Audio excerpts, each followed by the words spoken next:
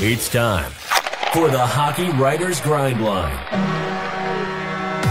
a weekly show covering everything Detroit Red Wings. Brought to you by our own iconic top line of Wings writers. Sit back and enjoy The Grind. Hello, everybody, and welcome to another episode of The Grind Line here at the Hockey Writers. I'm your host, Matthew Zator, and as always, joined by my line mates Devin Little and Evan Sabourin. Guys, we've got free agency not in the books yet, but a few days in, and the Red Wings looked like they weren't going to do much. On the first day, Yzerman didn't do anything, and then he got busy in the next few days with a few signings, some interesting ones, some potentially major ones that could make a difference this season. But Devin, how's it going? That's good. We did this show not even a week ago, like 5 days ago. And it feels like it's been like 2 weeks because Yeah, that's how much stuff has happened. So yeah, I'm ready to dig in. Let's go. for sure. And Evan, how's it going? Good, man. It's a crazy week, dude. I got back from the draft last week. I thought I was all done hockeyed out, and then here I am at Kings Development Camp 2 days this week. I just got back from Ducks camp like an hour ago. But I think I finally hit it. Like, all right, maybe it's time to step back from hockey and breathe. But here I am again with you guys. So yeah, I still love Yeah, Yzerman gave us some stuff to talk about. So if he didn't do anything, we'd be like, well, there's not much to go with, but he did a lot. And we'll talk about it. But let's get going with our one good, one bad, and not to give away too much with our good and bad, because we're going to talk about a lot about all this. But Devin, I'll start with you. A good and a bad from this past week. Like you said, we are going to be digging into all of this, so I'll try to not, we'll scratch around the surface. My one good is honestly going to be the $1.2 billion that was spent in free agency. At least to this point, so far. That's a lot of money, and that's, at least to me, that's a sign of growth in the league. Obviously, the salary cap jumped up for the first time in a long time in a major way this year. I think we definitely saw the effects of that. And yeah, I mean, some of the deals that were handed out were kind of crazy. Maybe we can talk about that a little bit. But hey, if teams are spending money and making moves, that makes the NHL a more exciting league, and that helps us out because the Red Wings play in the NHL. So, um, my one bad is going to be honestly just kind of the bummer, the overall bummer that was felt when Stamkos signed with Nashville like right away, basically. I know on this show, we kind of closed out the last episode with, maybe Stamkos is a Red Wing the next time we do the show. There's that chance, and there wasn't really a chance. The Red Wings were never signing that deal. So, maybe a little bit of a bummer because that would have been really cool to talk about. But at the end of the day, he's a Nashville Predator. So, well, let's focus on the guys that they did sign, right? Yeah, it was pretty quick that signing too. Everyone was like, Nashville? I was kind of question mark. I don't know. I wasn't really, that wasn't the team I was thinking of that he would go to, but it happened. Evan, over to you, a good and a bad. I think my good this week was really cool seeing Pavel Datsyuk in town at development camp with the kids. I mean, some of those kids are just, starstruck. And I love seeing him get involved with the team. You get him, you have Lidstrom, you have all these players, from the glory days of the Red Wings who still want to be a part of this team. And it just feels right to Yeah. have our young kids learning from him. And that's my segue here too, because I forgot to tell you guys last week that I did run into Pavel Datsuk at the draft. I did get to take a picture with him, and I did almost lose full bodily control when it happened. He did not. At first, he didn't really want to take a picture with me because he was getting just getting bombarded by fans. To me, it was one of those holy, like Mick Jagger moments. This is the best. I think as soon as he saw my phone case, which of course is covered in Red Wings logos, he was a little more apt to take the picture with me. And if so I wouldn't start crying because I think he could tell that's where it was heading. Uh, so that was amazing for me. If you go to my Twitter page, it's on there. But My bad is I kind of was looking forward to this Truba deal, and now I kind of feel like it's just not gonna come to Mhm. fruition. And I get it. Part of my bad too is, people just murdering this guy on Twitter for his Mhm. decision to stay with, his wife. Obviously, we know about her residency as a doctor in New York. Hey, people, these that's the reason these things are put into contracts. So he has that decision, and his decision. And from apparently what you read about the guy, he's a good guy. He does well in the charity, off the ice. And this is something that's important to him. His family, he's got a young kid, and his wife, going for a residency, that's a big deal. And so, as disappointed as I was for, Team Wolverines to keep adding their Michigan roots, it was great. I'm a little bummed that he's not gonna I don't think he's gonna be coming here unless something changes, but I was kind of looking forward to some of that brutality on the back end that this team desperately needs. He's the kind of guy, and like I said, I can't ever forget about that flying elbow he missed in the playoffs on Martin Netchus. I mean, that's the kind of thing we needed when Zoo took, or whoever took down Dylan Larkin last year, Yeah. Matthew Yeah. Joseph. That's the kind of thing I wanted to see, a flying elbow to someone's head if they messed with the captain. So yeah, I mean, yeah, we'll get into it a little more here, but yeah, that's my bad for now. Yeah, well, I mean, we got to remember all these guys. They're human. They're not. Right. We watch them play hockey and all that, but in the end, they're human beings. They have families. They have kids, and they want to make the best decision for them. And that's what Truba's doing. So. All right, let's get into it. Our free agency, lots of players signed. 5 players so far. Yzerman has signed. Let's start with. We're going to leave the bigger names till later on. We're going to start with Erik Gustafsson. He signed a 2-year deal, 2 million. And he's been bouncing around a lot since he had that ridiculously good offensive season with the Blackhawks, where it looked like a all-world offensive defenseman. He's been a pretty solid guy over the last few seasons, playing with a few teams. So, Devin, I'll start with you. What do you think about Gustafsson signing with the Red Wings? I mean, there's another veteran getting added, and he's going to take ice time from the young guys, but he could potentially fill a role here. I think Steve Yzerman has like a weird like bet going with somebody where every year he can bring in a former Blackhawk. Because Gustafsson's that guy this year. Um, Last year was DeBrincat and Patrick Kane. Year before that, Dominic Kubalik. The year before that, Pius Suter. It's becoming a weird trend. But anyways, I think Gustafsson's kind of your diet gas to spare, so to speak. Mhm. I think he kind of fits right into that hole where he's kind of an offensive guy. He doesn't have the same offensive ceiling as Shane Gostisbehere does. But I also think that Gustafsson is maybe a little bit better defensively. Now, don't get me wrong. I wouldn't want Gustafsson on the ice when you're, trying to preserve a 1-goal lead, but maybe I trust him a little bit more than I trust Gostisbehere. And that's saying something because Gostisbehere was one of the more leaky defensemen on the Red Wings blue line, that's for sure. But at the end of the day, I think he's kind of the perfect the perfect type of offensive defenseman for the Red Wings to target because he is on a relatively cheap deal, 2 million. That's not if that is sitting on your in the press box, that's not as big of a deal as like the 3.4 that Justin Hall's making, Yeah. right? It's a little bit easier to stomach if that's in the press box.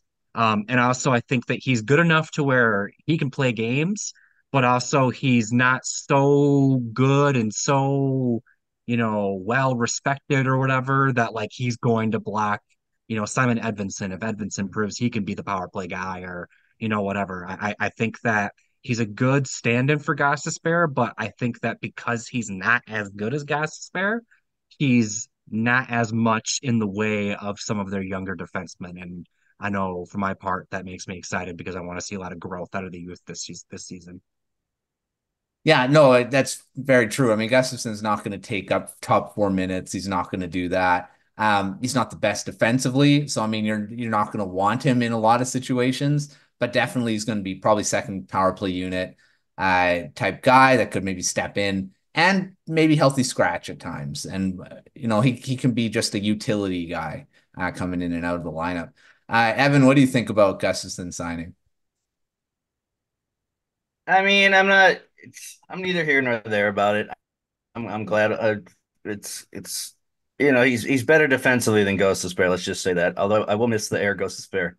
I still watch that Absolutely. GIF over and Yeah. over. I mean, still can't believe it happened. It looks like Michael Jordan.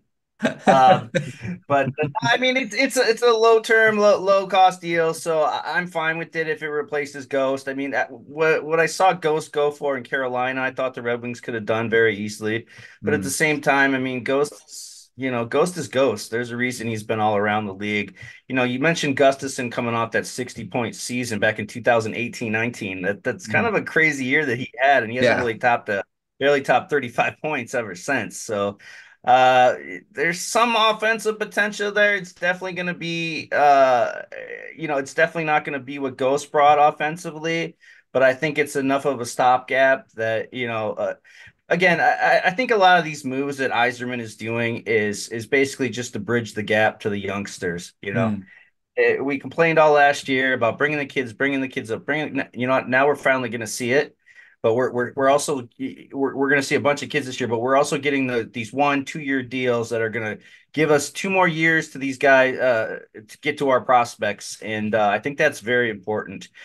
Same thing with some of the other signings that I know we're going to get into. So, I mean, it's not going to move the needle for me, Gustafsson, but it's at the end of the day, it's a good quality signing, low term, low cost. mm. Yeah, he's not here long. I mean, 2 years, he said, bridges the gap, which is great. For some of the younger guys to come in, and he's a veteran. I mean, he's been around, and he's relatively low maintenance. I mean, he is better defensively than Costa Spare, but he's still not the best defensively. I probably wouldn't be. I, Yeah. I wouldn't have him on the ice during last minute. That's for sure. But he's Swedish though, so he's There you also go. That adds to it too, right? All right, let's go to a forward. This is one of my favorites, Tyler Motte. I loved him in Vancouver. I hated it that they traded him to the Rangers. I would have taken him back as a Canuck on the fourth line, but he's a Red Wing, which is the next best thing. So, Evan, what do you think about Tyler Motte being added to the team? I mean, it's a Christian Fisher almost 2.0 type player for me, and those are kind of the guys that you love. I always check on social media. You check the other the team they came from's reactions about where when they sign elsewhere. Yeah. You could see that a lot of people were like, a lot of Red Wings fans who weren't familiar with Tyler Mott were bashing the signing and this and that. And then you see the Lightning's reaction about our fans' reaction saying, "Hey, you're gonna love this guy. This guy's tooth and nails grit. This is the kind of players you need come playoff time. And he's not gonna give you much offensively, but he's gonna fight and play that 200-foot game that Stevie Y loves and that we all love. That tooth. He's going to fight tooth and nail for us, and those are the kind of guys you have to have on your bottom six. So I think he'll fit in nice, probably in a fourth line role. But I like the signing again, low term, low cost, and again, you got to have these kind of players come playoff time. So I'm happy with it. Well, you don't have to read a bunch of articles when Tyler Mott was with the Canucks. You'll know how much I like him. So Yep. Yep. I love the signing. He great penalty killer. Has a bit of speed. He can score. I mean, he doesn't score a lot, but he's good for not 6, 7 goals, career high 9. I mean, if he does get the opportunity, he can score. It's just the biggest thing he brings is that energy and that great, yeah, two-way game to the bottom of the lineup, and you don't have to worry about him when you put him out there, which is great. He Devin, makes what do the you Red think? Wings better defensively, and that's exactly what they Yeah. needed in their bottom Yeah, six. So for that's sure. it's for signing for me. And also former University of Michigan. There's add to that too. How'd I forget that part? That's the most important had part. had 32 goals in his Another. last season there. So If they can get Kyle Connor now, they can reunite the CCM line. So, the yeah, Comfort and there you Mott line. go. So, go Kyle Connor, I'm in. Devin, what do you think about Mott? So now this is that time where I'm on the other end of having everything basically Yeah. already be said. Even down to the CCM line, that finally got brought up right I at the got end. you there in the last second, dude. And a buzzer beater. Yeah, I mean, I'll just echo everything that's been said. Bottom six, honestly, fourth line guy that, like you said, Matt, you just don't have to worry about. As you said, Evan makes the Red Wings better defensively. That was kind of a prime or a primary objective for them, this offseason, and he does that. And also, he's another one of those Michigan boys. He's from St. Clair. Um, just another one of those guys that it's easy to cheer for just because he's from Michigan, right? I'm sure he's very excited to wear a Red Wings uniform. For sure. Yeah, great signing. I was happy when that happened. All right, next up, and this is their biggest profile signing, is Vladimir Tarasenko, the last of the top 30 list on the Hockey Writers top 30 that was signed. All of them were signed on the first day. Tarasenko was signed on the next one, but he brings a lot of offense to the lineup, probably top six, coming off a Stanley Cup. So I love it. I love the signing. So, Devin, what do you think about Tarasenko being added? Again, not a long-term deal, 2 years. Uh, Two biggest things that stand out to me is yes, the term. It's only 2 years. Um, that's very easy to just digest, really. He's a good player. You're not paying him a ton of money. Like you're not paying for the Tarasenko of 5 years ago. Yeah. That's like the biggest concern you have with a player like this is that you're paying him for who he used to be. You're paying him like perfectly for what he is now. Really solid middle six scorer. Maybe he can moonlight on the top line if need be. You gotta shake things up and whatnot. The big thing that I personally am really excited about um, is just kind of you can play with the lineup and see how he could fit with different players. Does he play on the top line with Larkin and Raymond? That could look really good. Does he play on the second line across Patrick Kane? Patrick Kane dishing to Tarasenko. If this was 5 years ago, that'd be some crazy stuff. But even now, I think that could be some good stuff. I think this is a huge addition for their power play as well. And also just, you know, like I said, who he used to be, right? Tarasenko used to be a premier player in the NHL. He's still a really good one, but he's kind of a name brand player. And it's another one of those things where it's like, oh wow, Vladimir Tarasenko's a Red Wing. That's really cool. And I guess the last little thing I'll throw out there is what number does he wear? Because he's worn number 91 his entire career. And we kind of know Can't do that. the interesting status of 91 in Detroit. Yeah, yeah, and it's funny reuniting with Patrick Kane from the Rangers because they Yeah. were both with the Rangers before well, just not that long ago, and yeah, they're back together. And Tyler Mott. Yeah, Tyler Mott, all these Rangers here. They're trying to convince Truba, man. I'm telling you. Evan, what do you think about Tarasenko coming to the Red Wings? Well, dude, it's like get your popcorn ready because now you got Showtime and the TerraSync show.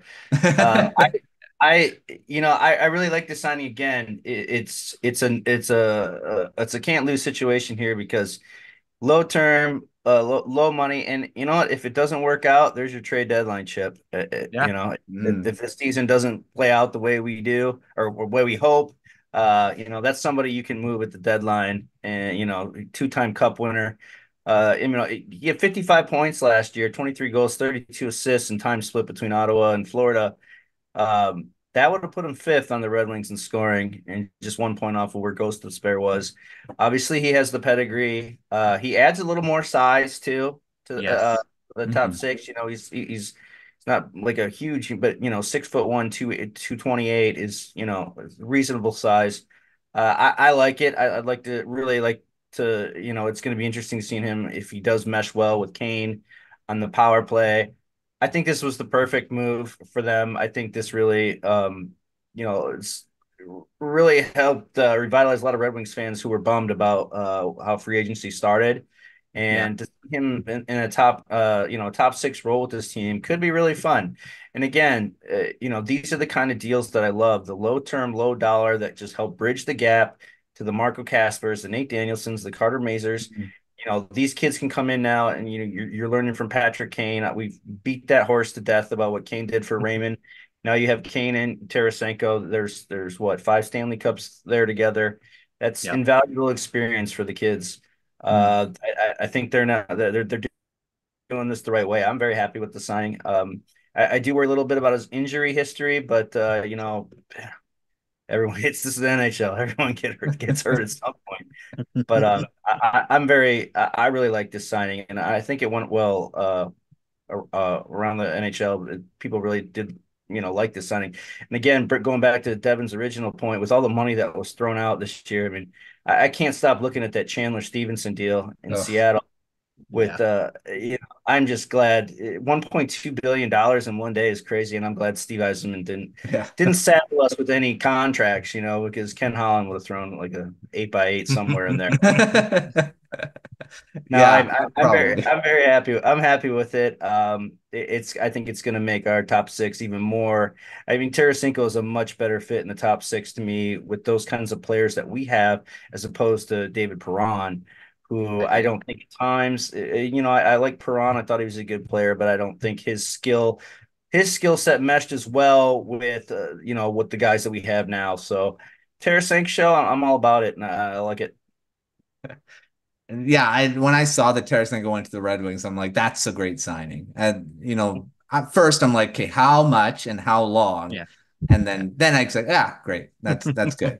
2 years is fine, and 4.5 is also fine. not a crazy amount, like, or 4.75. 4.75. Not a crazy amount for a guy that could potentially score 20 goals or more. I mean, if he meshes with some of the guys and stays healthy, he could. I mean, he still has it in him to score 25, 30. I could see it. I think he'll have a much bigger role with this team too. So it's good for the Red Wings right now. Yeah. Well, and he's got 2 years, right? So like it makes sense for him to, get comfortable basically. It's not a 1 year thing like last season where he maybe didn't know where he was gonna be, with Ottawa, and then. Yeah. And I mean, he was really good in the playoffs too. I mean, he didn't score a ton, but he scored some key goals in every series, and that's all they really were looking for from him, and that's what he did. All right, let's get to some confusing potentially signings here and goaltenders. I mean, we said they needed to get a goaltender. I'm not sure we wanted him to get these two, but Cam Talbot, we'll start with him. Cam Talbot getting signed 2 years, 2.5 million. Not bad. He was pretty good for the Kings. Not like he was horrible. He was their starter for most of the season. But it does throw a little bit of question marks of what this goaltending is going. Billy Husso still here. We got a bit of a log jam again, and then we'll add the other goalie later on. Evan, I'll start with you since you wrote an article on this. What do you think about Cam Talbot being added here? He just turned 37 the other day, I believe, or this week. So he's getting up a little long in the tooth. He's still a very effective goalie. I mean, he was one of the better goalies last year in the first half of the season. Played really well for the Kings. He was even their all-star selection. Yeah. But it kind of down the stretch kind of faltered, kind of almost like the same thing we saw with Alex Lyon, because he did start 54 games last year. And for me, for a guy his age, it's probably a little too many starts. And then the Kings went with journeyman Rittich a little more down the stretch. But I mean, Talbot had a 913 save percentage last year. I think he's like over a 900 for a career. So I mean, this is the bridge to Cossa, low term, low dollar. I still feel like another move's coming. I don't know if it's going to be the goalie though. Yzerman mentioned in his press conference before, I think it was before the draft even, that he didn't see himself envisioning himself carrying 3 goalies like he did last year. So that's where I'm interested. It feels like there's a lot of goalies, man.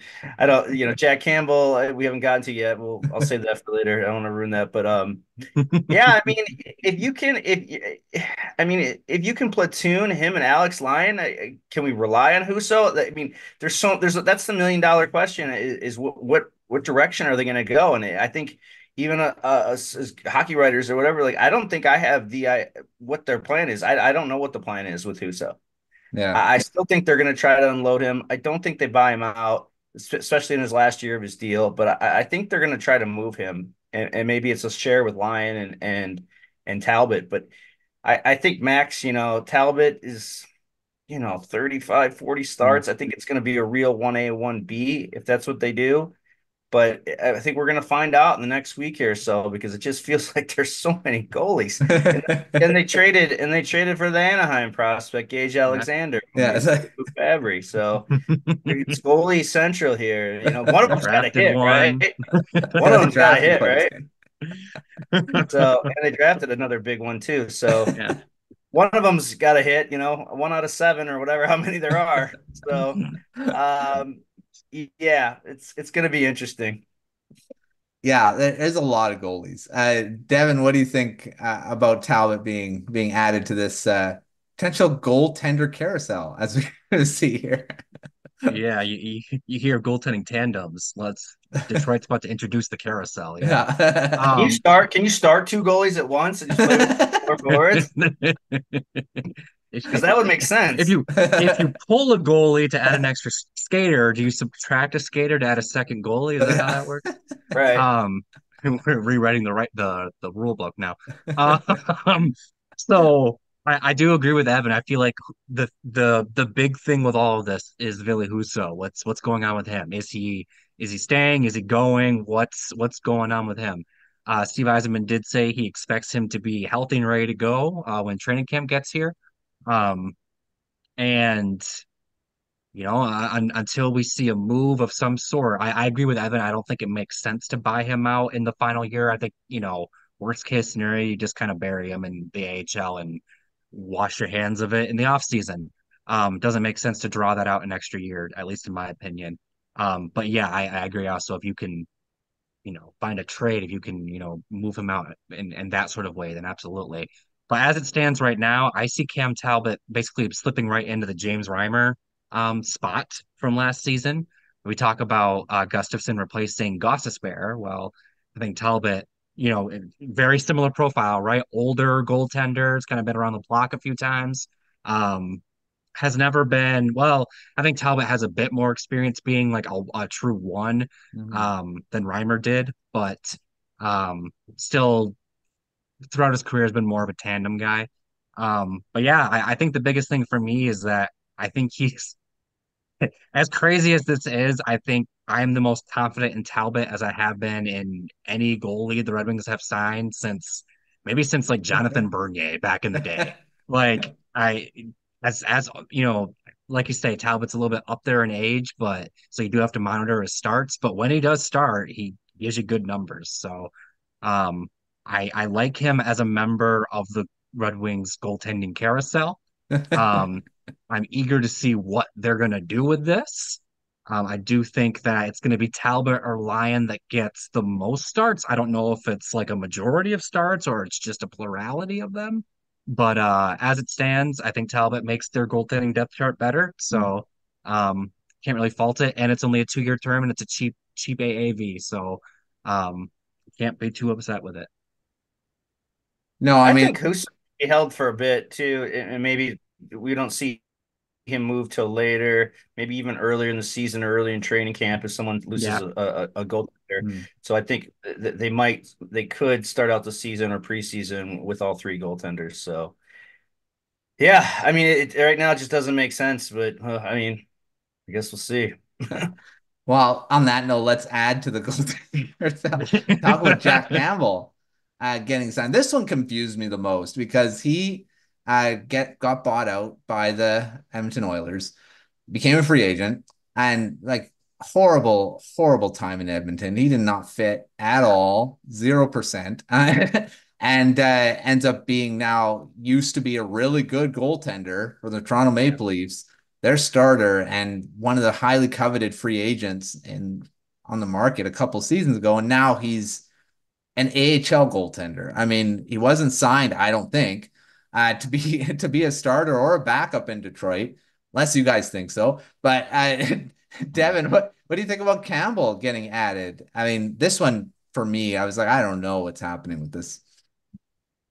So immediate reaction was you just signed, did you accidentally offer him a contract too? And like you didn't realize you signed Cam Talbot? What happened? Yeah. Um, but I will say I wondered if this was going to happen after Edmonton bought him out. He's a Port Huron native. He's from Michigan. Um, he Another obviously one. needs a little career rehab, um, just because of how things went with Edmonton. I wondered. I didn't know in what capacity, but I wondered if he was going to look to come home. Um, I think that I agree. I don't think he's playing in Detroit, or at least I don't think he's signed with the intention of playing in Detroit. I don't think that I think there's a chance he plays in Detroit. Injuries, maybe he kind of rediscovers his Toronto form, I mean, that's best case scenario. But I think what we're looking at is I think we're looking at a really good partner for Sebastian Cossa in Grand Rapids. I think, you think of Jack Campbell as an NHL goaltender, maybe you're a little, I don't know. But then you think of him as an AHL goaltender, you're like, oh, sign me up. Like he's good enough to be a good AHL goaltender, and he was this season with the Bakersfield Condors, and I think he'll be or last season with the Condors. This season he'll be with the Griffins, and he's going to push Sebastian Cossa. I think you want Cossa to be pushing for NHL minutes by the end of this season. And I think Campbell is the caliber of goaltender that will push him to that level. And I think that's what you want out of a partner for Cossa. And I guess the last little thing I'll throw out there too is Campbell's a former first round draft choice himself. He was the 11th pick of the 2010 draft. So he kind of knows what it means to be a highly drafted goaltender, the first goaltender drafted in a draft, and kind of have all that pressure and maybe, not take a conventional route to being, an NHL goaltender. I think that he is going to be not, he's a great tandem partner for Cossa in a performance sense, but I also think he's going to be a really good partner just from a mentor perspective. I Mm, think he's going to be really good for Sebastian Cossa. Honestly, in a similar way that Kane was for Raymond this year. mm. Yeah. I the best case would be us sitting here and he's the starter like Alex Lyon was Yeah, no, I at mean the end of literally the that also means Cam Oh, Talbot and all that didn't work out either, but who knows? Campbell was a good goaltender. I mean, I don't know. I kind of had it hard to believe that all of a sudden he just becomes so bad. I yeah. mean, He I don't did know. though. He did. I mean, that he's just not a good goaltender, and it just kind of he had a bit of good time, and then all of a sudden this is what he actually is. Evan, I have a feeling Devin took everything you said Oh, that you you're see going to by say. my facial reactions? Yeah. Devin got me back. So now Yeah, we're even. yeah. I like. I'm gonna read this tweet because Devin actually mentioned this too. And it's a shout out to Red Wings diehards. Put it out this week and it kind of blew up on social media. It says, "Were you born in Michigan? Do you play the sport of ice hockey? You may be entitled to a standard player agreement with the Detroit Red Wings hockey club." Yeah, these Michigan signings keep coming, and I'm fine with it. It's whatever. Michigan's a hockey hotbed. It's some of the game's greats have come from the state of Michigan. So I think people read a little too much into that. But at the same time, it's easier to get players to want to come back and play in Michigan. It's we keep talking about these state income tax teams now about players wanting to play there. Well, you know what? We're going for guys who want to be in Michigan or want to be in the Red Wing uniform. Um, that was definitely an interesting one. Jack Campbell is really struggled these past few seasons. And Devin did mention, yes, he was a top pick. So I think from an expectation standpoint, he can help Kosa in the AHL. And here's the thing why I think it was a decent signing is if our goalies do go down, and they did go down last year, as we saw, he's a guy you can come up there and he's not going to be overwhelmed by, Yeah. by the Sure. sure. Yeah. Realistically, maybe you want to see 5 to 7 games out of the guy this year, assuming people no goalie's going to stay healthy for the whole season. So if that's the case, then I'm fine with it. But it's a league minimum deal. You know what you're getting with him, which is not going to be some elite goaltending. He's there to mentor Kosa, like we said, and that's fine with what it is. Yeah, I mean, like I say, best case scenario, he does rediscover his form and becomes a solid NHL goaltender again. I mean, that could happen. Who knows? Goalies are a fickle beast. You never know. Yeah, Yeah. yeah. So you never know. No. You take a gamble. It's a very low risk. You never know what'll happen.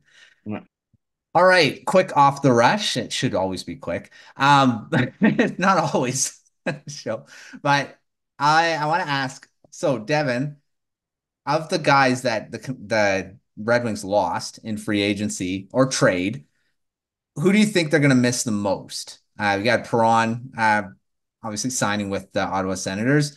You've got Gostisbehere with the Hurricanes. Fabbri went to the Ducks. I believe those were the major ones that left, unless I'm missing someone. I'm going to give two answers. I think that the fans are going to miss Jake Wallman the most. Yes, Wallman. Um, and I think that the team is going to miss David Perron the most. Perron was an alternate captain. It was kind of well documented that he talks a lot, both in the locker room and on the bench. I think that he very much had a presence in that locker room, and they'll kind of feel his his absence, right?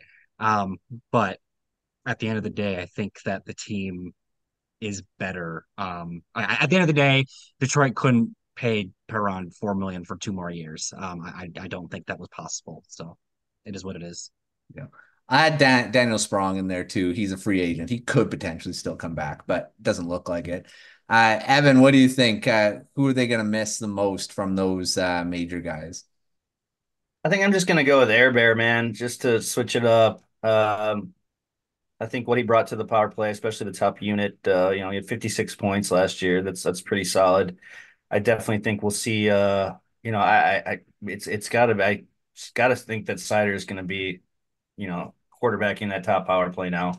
I don't think Gostisbehere, as we just discussed earlier, brought much defensively, but for power play, he was a pretty good quarterback, and I really liked him in that role, even if he is just kind of like a specialist. But I definitely think him and like Devin said with Perron, you're going to lose a lot of leadership. You saw he's the kind of guy that wears his heart on his sleeve. He was the guy who went, even if that was the wrong guy, it was still great to see someone go batshit crazy on Dylan Larkin getting hurt. So.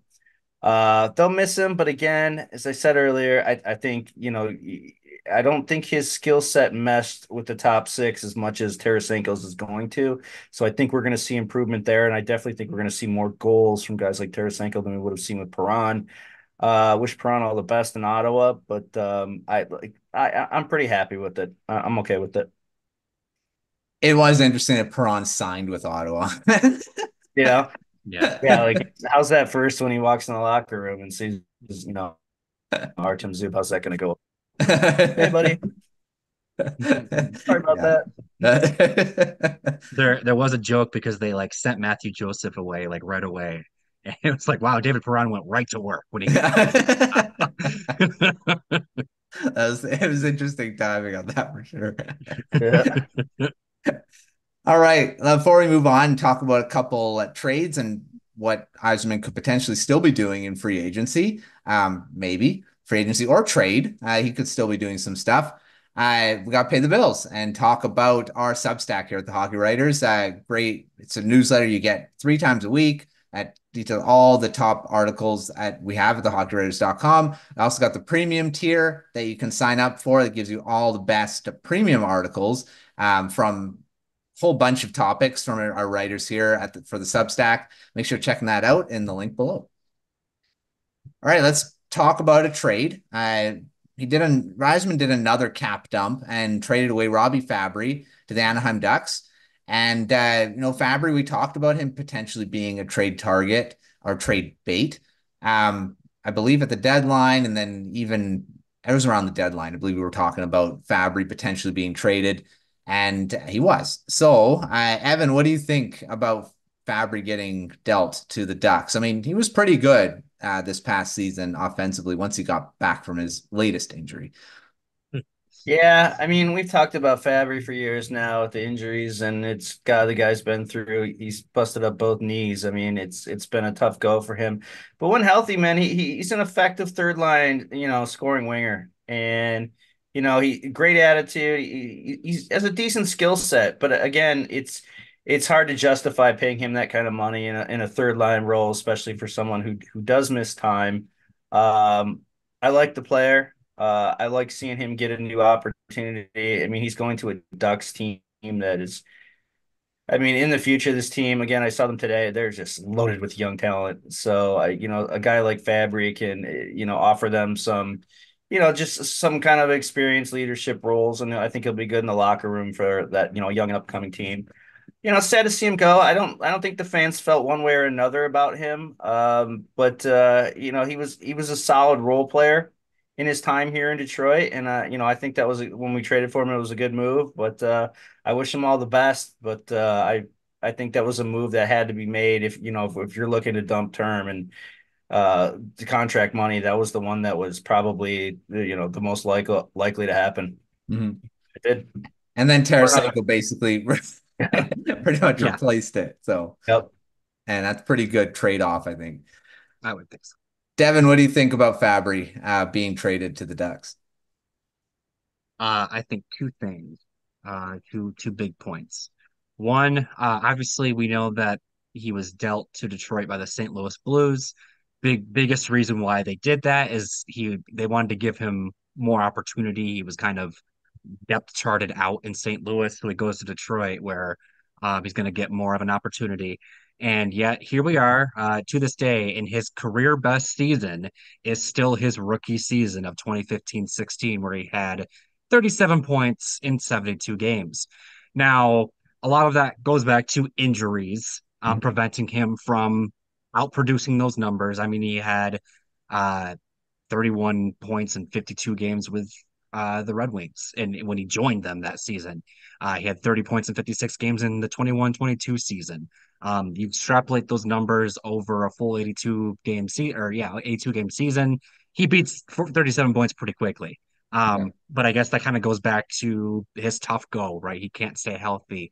Um, and it kind of is what it is. I do think he's a really kind of sneaky good depth scorer.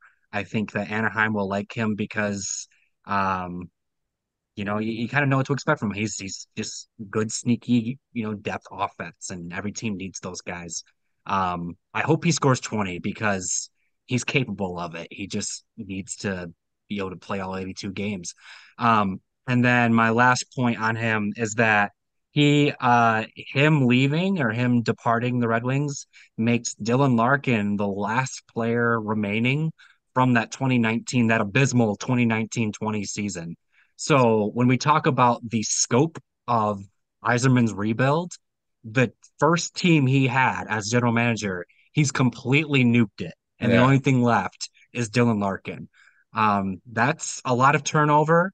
That's a lot of that's kind of just shows that what he inherited wasn't great, right? Yeah. To that where really only have one player left over from your first team. Um, I think that's why a lot of people are still very patient with this rebuild, despite how long it's been going on. Because just that fact alone shows how little he really inherited when he took the job. Yeah, that's a great Yep. point. I mean, he's really completely remade this team, and of course, Larkin's the only one left because he's their best player and he's the core of this team, and of course, he's still here. But yeah, the rest of the team has been reshaped, and hopefully now it's reshaped into a playoff team, and it's gotten close, but we'll see if it's this season. All right, for the rest of the offseason, because Reisman pretty much did everything within a few days, he does have a lot to do, though. He's got to re-sign Lucas Raymond. He's got to re-sign Moritz Seider. Two big names are probably on his next on his list here that is going to have to get signed. But in terms of new faces, Devin, do you think there's going to be anyone new coming in, either via free agency or a trade? Because I mean, both things could happen. Let's get some predictions. What do you think will be happening here? I think he's mostly done with free agents. I think that's why he felt like he felt comfortable talking to the media yesterday. Because he signed all the guys he was looking to sign, or at least most of them. I do think that there might be another trade, or it might be a trade that happens that's not just them moving money. I do think that um, the Trouba thing is unresolved.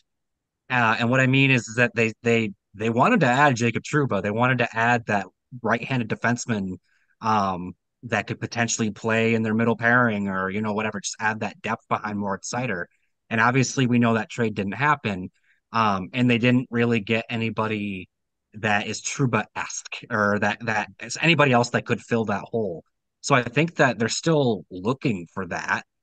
Maybe Jacob Trouba is the guy. Maybe it's just kind of a waited out thing. Or maybe they end up going after somebody else. I do think that if they make one more move, it's on the blue line. I think they just have to give that a little bit more of a facelift than just signing Erik Gustafsson.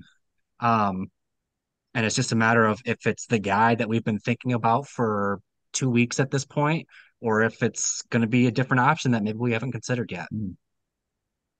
Evan, what do you think about some other moves that Yzerman could make here? I definitely think there's moves coming. There's too many defensemen, and as we talked about this goalie situation, which is absolutely bonkers. But I think we might, like I said earlier, I think we might see something closer to training camp. I think maybe Yzerman's playing the long game here and just waiting it out and see what his best deal that he can possibly get. And things will change over the summer. It's part of the business. But there's definitely there's too many defensemen, and there's too many defensemen that can't play. When's the buyout? I mean, could you still buy out Justin Holl at some point if you can't find a taker? Because you're obviously going to have to probably add some kind of sweetener if you try to move him. That's also an option, but I think we're going to wait and see what happens closer once the season starts, or early in the season. Again, man, talk to your buddy Verbeek, dude. Bring in Reko Gudas here in a one or Yeah. 2 year deal. Let him destroy some people, Uh, I still think they need that. I still think they need that hard hitting, crazy ass defenseman that can, do that playoff grind. And we saw Gudas do it. So that's just me wishful thinking. I'm not saying that's going to happen, but with Yzerman, you never know. I mean, you never know what this guy. I didn't see Tarasenko coming. That was No. completely off my radar. So I think there's another move. I think it's coming, but I think we're gonna have to be patient. I mean, it might be a couple weeks or so. What I will say to add on to that, Detroit didn't trade for Alex DeBrincat until July 9th Yeah. of last Right. year. Yeah. And then they didn't trade for Jeff Petrie until August. So, Yeah. it just looked to last year to prove that, just the roster on July 5th is not necessarily the roster they will have even a week from now. Yeah. And they didn't sign Patrick Kane until during the season. So Yep. Yep. there you go. All right. Well, I think there's moves coming. I mean, I don't think any more free agents unless there's maybe some low end bargain deals, maybe. That always happens. These guys get signed later in the offseason and then they turn out to be one of the best signings that you can make. I mean, that's happened a few times. So that could happen. The trades, I think, will. I think the biggest ones we ought to be waiting on is those RFAs getting re-signed For and sure. see what money has to be put forth for those two, because this can be a lot. So that may change things. I think Yzerman, that's why he's moving money out. He needs to have that space to do these things. So Even after signing those two, you should have somewhere close to between 3.5, 4 million. true. And that's Potential. if they're going 8 by 8. So Yep. I don't Yep. even know if they're gonna go that high or bridge deals or whatever yet. I hope they're 8 by 8s for me. I don't want Yeah. to see either of those players leave this organization.